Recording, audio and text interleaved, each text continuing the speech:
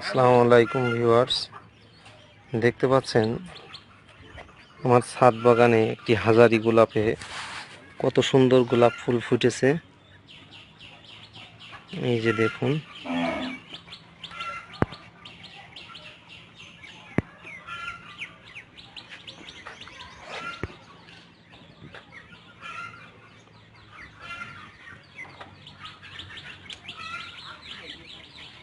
যদিও ভিডিওটা করা হলো রোদ্রে, যার কারণে